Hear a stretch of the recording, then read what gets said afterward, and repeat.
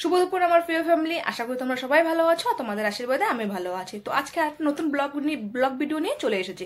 তো আজকে কোনো সংসারের কাজ কিছু দেখাবো না, আজকে দেখাবো হলো তোমাদেরকে বলেছিলাম যে নদীর পাশে আমাদের বাড়ি, আর আমার ব্লগ ভিডিওতে তোমাদের আমি সব রকমের ভিডিও তোমাদের সাথে আমি শেয়ার করব।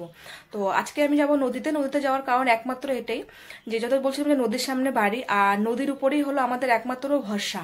এই নদীতে আমরা কি কাজ করি সেটা তোমাদের সামনে আজকে তুলে ধরবো। আর নদীর উপর দিয়ে আমাদের পুরো সংসারটা চলে। তো চলো তোমাদের সঙ্গে নদীতে গিয়ে তোমাদের সঙ্গে দেখা হচ্ছে। নদীতে আমরা কি কাজ করি, চলো নদীতে গিয়ে তোমাদের সঙ্গে দেখা হচ্ছে। তো তোমাদেরকে বললাম আমি নদীতে যাব। তো নদীতে আমি চলে আসছি, এসে যত ঠাকুরের ফুলগুলো আমি জমিয়ে রাখি সেই ফুলগুলো আজ নদীতে ফেলে দিলাম। দেওয়ানোর পরে এই যে দেখো নদীতে সবাই কেমন করে বালি আর বজরি উঠাচ্ছে। তোমাদেরকে যেহেতু বলেছি যে আমাদের নদীর পাশে বাড়ি, তো আজকে ভাবছি যে একটা নদীর ব্যাপার নিয়ে তোমাদের সাথে একটা ভিডিও বানাই যে নদীতে আমাদের ফাইলানি নদীতে আমরা কি কাজ করি। তো নদীতে দেখো যে এইভাবে বালি আর পাথর আমরা তুলি, বালি পাথর সেই নদীর মাঝখান থেকে তুলে তারপরে যে টুকরি করে মাথায় মাথায় নিয়ে এটা কিন্তু নদীর চরের মধ্যে আমরা বালি পাথর এরকম করে জমা করে রাখি। কারণ গাড়িতে দেখো গাড়ি তো আর একদম নদীর মধ্যে নামবে, সে নদী তো সেই গর্ত বড় বড়। তো এইরকম করে আমরা চরের মধ্যে রেখে দিই, গাড়ি যখন আসে তখন নিয়ে যায়। আর নদীটা কিন্তু অনেক বড় আছে সেই, আর নদীর এই বালি পাথর কিন্তু মাঝখান থেকে তুলি। ওই যে শলাটা দেখতে পাচ্ছ, তো ওই যে ওগুলো কিন্তু সবগুলো শলা, সেই শলার মধ্যে দুটা লোক থাকে, একটা সামনের দিক দিয়ে একটা পিছন দিক দিয়ে। সেই নদীর মাঝখানে বালি আর পাথর এসেছে। সেই ছোট ছোট যে বজুরিগুলো হয় এগুলোকে বলা হয় বজুরি আর বালি কিন্তু নদীর মাঝখানে এসেছে, এবার সাইডে আসেনি। তো এখানে একটা মেশো আর একটা দাদা, ওরা বজরি এইভাবে শলাতে বড় শলা কিনতে পাওয়া যায়। আর এগুলো শলা ওই যে মাছের যে আড়ত হয় সেই আড়ত থেকে কিনে আনা হয়েছে। সেখান থেকে সেই মাছ নদীর থেকে এই যে এখানে বজুরিগুলো তুলে আনা হয়েছে। আর উপরে যেটা একটা আছে ওটা বলা হয় ঝান্নি। সেই ঝান্নিতে করে নদীর থেকে মানে নদীর মাঝখান থেকে তুলে এই শলার মধ্যে উঠানোর পরে তারপরে ওটাকে নিয়ে আসে একদম নদীর সাইডে এনে তারপরে একটা টুকরিতে করে উঠানো হয়। টুকরিতে করে উঠানোর পরে তারপরে এটাকে নদীর চরে রাখানো হয়। দেখো কাজ কিন্তু কোনটাও সহজ না, সব কাজই কিন্তু একটু কঠিন। এটা দেখতে যে একদম সহজ লাগে কিন্তু চলছি না, এটাতে কিন্তু প্রচুর কষ্ট। দেখো নদীর মাঝখান থেকে সেই বজরি পাথর এই সেরকম ভাবে শলার মধ্যে তুলে তারপরে নদীর এক সাইডে, আর যখন শলাটা নিয়ে আসে তখন শলাটা কিন্তু একদিক দিয়ে ভেসে চলে যায়। দেখো জলের তো একটা স্রোত থাকে না, সেই জলের স্রোতে কিন্তু চলে যায় অন্যদিকে। কিন্তু এরা কি করে বলতো, যত শরীরের শক্তি থেকে সব শক্তিটা দিয়ে ওরা টেনে টেনে নিয়ে আসে। আনানোর পর যে এটাকে বলা হয় ঝান্নিতে করে এরকম করে উঠানোর পর তারপর আবার এরকম করে টুকরিতে উঠানো হয়। সেই টুকরিতে করে উঠানোর পরে আবার তোমার নিয়ে আসে চরের মধ্যে। আর এই টুকরিটার মধ্যে না আবার ভালো করে বাঁশ থাকে, দুটা বাঁশের মধ্যে এই টুকরিটাকে ভালো করে বেঁধে তারপরে এটাকে একটা মানে কিরকম করে সেটা আমিও জানি না সঠিকটা। তো এরকম করে এর মধ্যে বেঁধে টুকরিটা দিয়ে তারপরে যায়।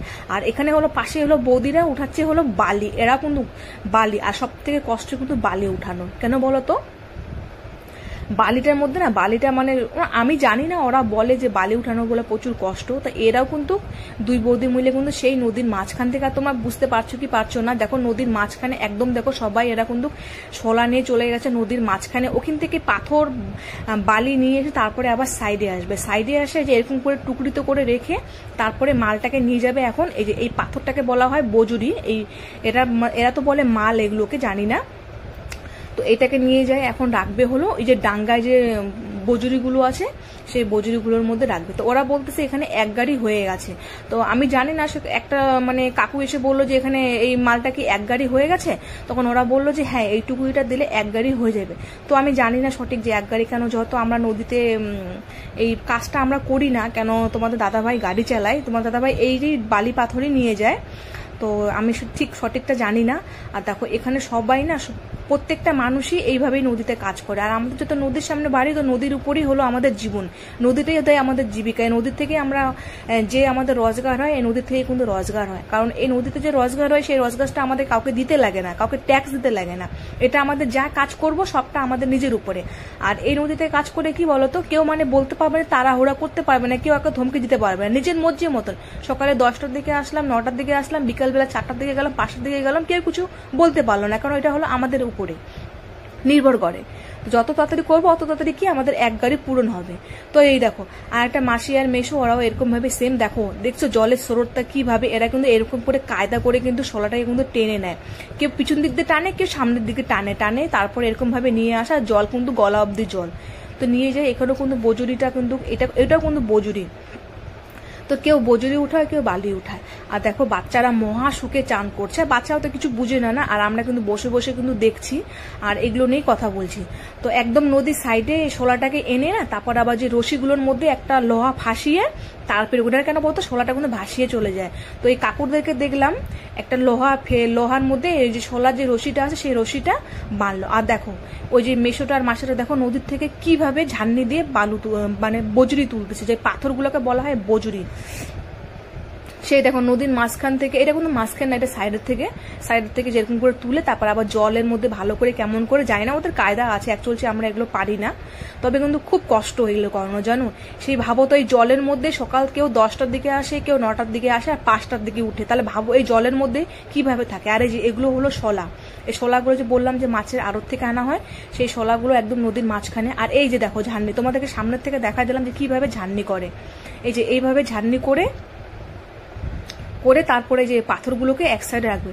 তো তোমাদের না ভিডিওটা কার কেমন লাগলো আমাকে কমেন্ট করে জানিও। আর আমি এর থেকে আরো সুন্দর সুন্দর তোমাদেরকে আমি আমাদের এখানে কিভাবে মানুষ জীবিকা অর্জন করে, কিভাবে কি তোমাদেরকে তোমাদের সামনে আমি সবই তুলে ধরবো। এর জন্য তোমাদের সাপোর্ট দরকার, তোমরা আমাকে সাপোর্ট করো, আমার পাশে থেকো, আমাকে